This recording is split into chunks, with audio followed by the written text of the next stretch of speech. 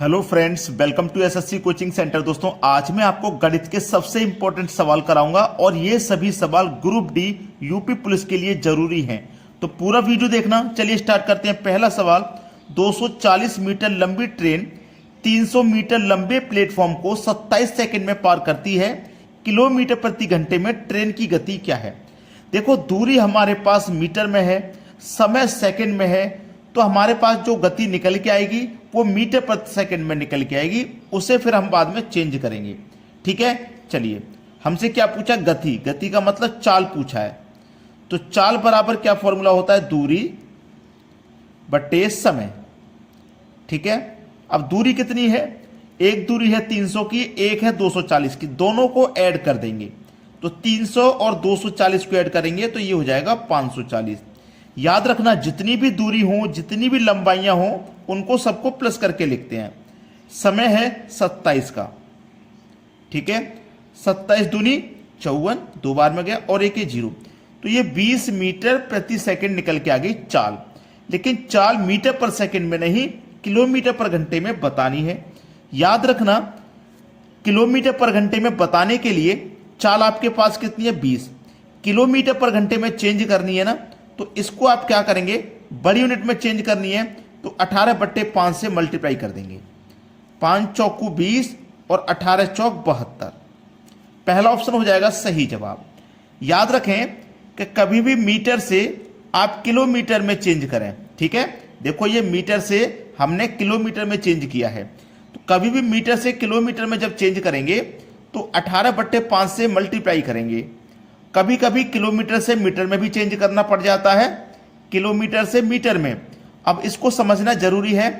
छोटी यूनिट से बड़ी यूनिट में चेंज करेंगे तो बड़ी संख्या ऊपर रखेंगे, और बड़ी यूनिट से छोटी में जब चेंज करेंगे, छोटी में चेंज करेंगे तो छोटी संख्या ऊपर रखेंगे और बड़ी वाली नीचे। बड़ी यूनिट में चेंज करेंगे तो बड़ी संख्या ऊपर, छोटी में चेंज करेंगे तो छोटी संख्या ऊपर। क्लियर होगी बात?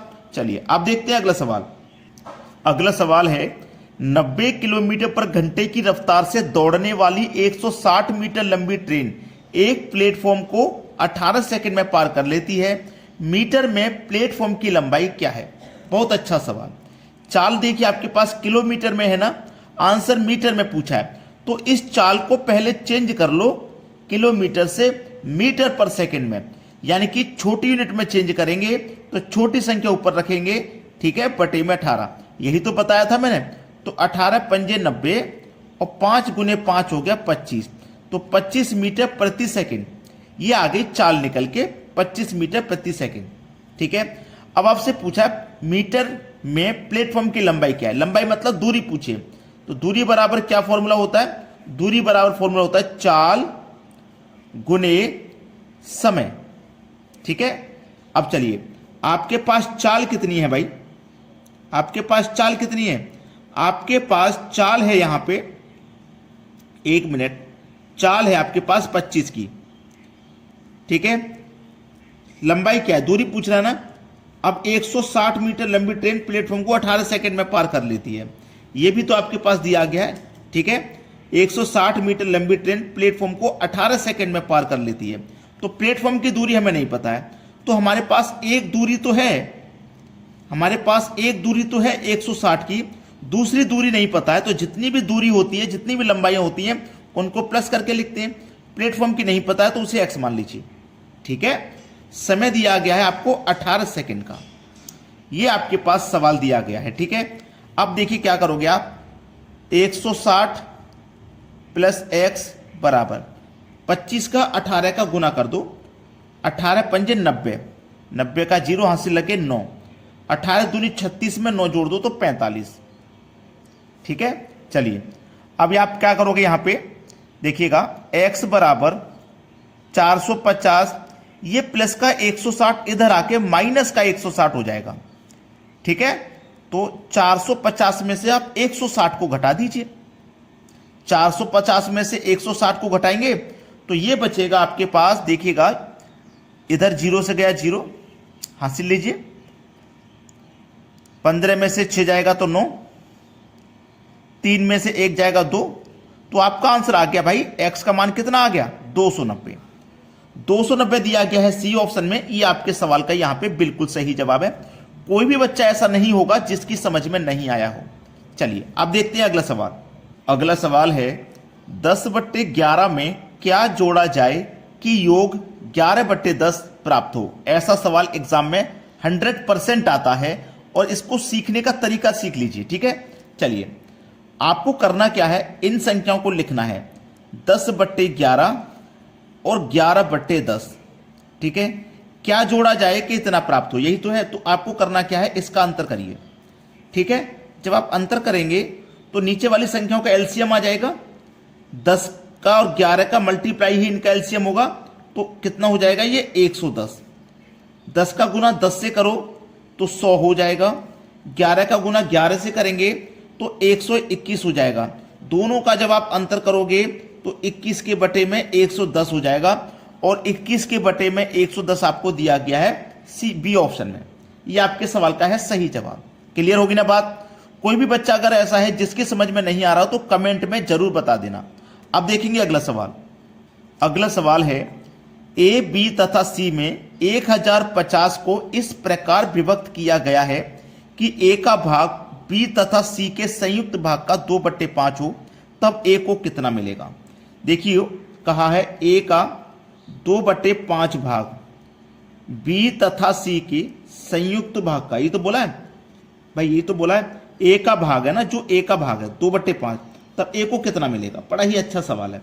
देखिएगा ए, ये बी प्लस सी, इसको इधर लेके आएंगे बराबर के, इसको बराबर के इधर लेके आएंगे तो इसके बटे में आ जाएगा। ये इधर क्या बचा 2/5।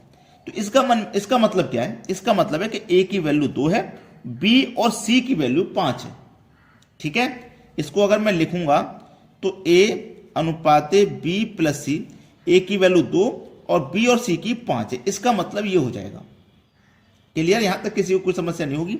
अब देखिएगा आपके पास योग दिया गया है 1050। जब आपके पास योग है तो आप इनके अनुपात का भी योग कर लीजिए, 7 आएगा। ठीक है, 7 से कटा दीजिए, 7 एकम 7, 3 बचेगा 35, 7 पंजे 35 और 1 0, 150 बार में ये कट गया। बोला है ए को कितना मिलेगा, तो ए का अनुपात कितना है 2, तो 150 का गुना 2 से कर देंगे तो ए को मिलेगा 300 रुपया। ए को कितना मिलेगा 300। बी ऑप्शन हो जाएगा आपके प्रश्न का बिल्कुल सही जवाब। समझ में आ गया ना। अब देखते हैं अगला प्रश्न। अगला सवाल है 750 रुपए को ए बी तथा सी में इस प्रकार बांटा गया कि ए अनुपात बी 5:2, बी अनुपात सी 7:13, इनमें से ए का भाग कितना है। देखिएगा ए बी और सी 3 व्यक्ति हैं। ठीक है, ए का अनुपात कितना है 5, बी का अनुपात 2। आगे चलोगे तो बी का एक और अनुपात है 7, तो बी के ही नीचे लिखिए बी का अनुपात। सी का अनुपात है 13, तो सी के नीचे लिखेंगे, लेकिन यहां नहीं, यहां लिखेंगे। दूसरी लाइन चालू हो गई है तो यहां। अब जो खाली जगह बची है ना, इसके बराबर वाली संख्या यहां उतार देते हैं 2, और यहां खाली जगह है इसके बराबर में उतार देते हैं 7। बहुत बच्चों का कमेंट रहेगा कि सर बराबर में तो 5 भी है, इसको क्यों नहीं उतारा। तो हम 36 तरीके से उतारते हैं, सही तरीका। अगर हम ऐसे लंबवत उतारेंगे तो ये गलत है। ठीक है, 7 पंजे 35,